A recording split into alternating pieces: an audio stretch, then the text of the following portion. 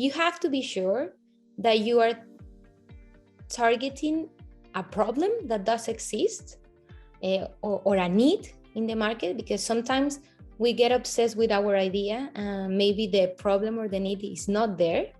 And when that happens, it's very difficult.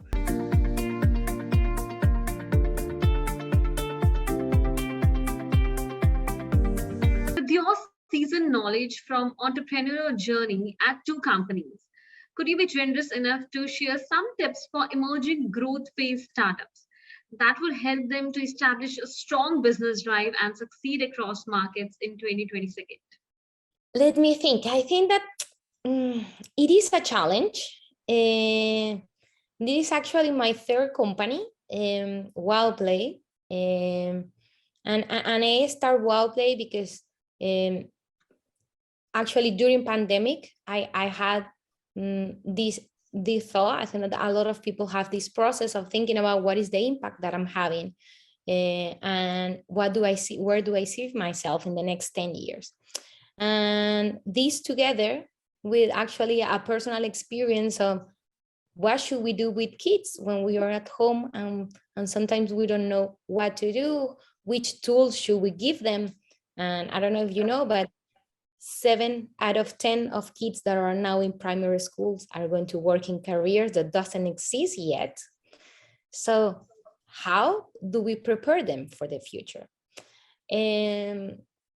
So when I start WoWplay, I started because I really believe in some that I could make impact in future generations, and how do we make a difference.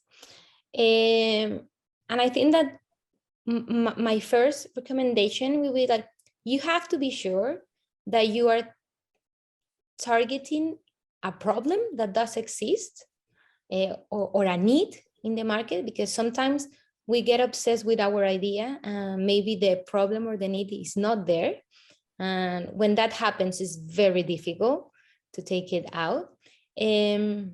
Also, for me, the key of an entrepreneur, and especially in this merging growth phase, is being resilient.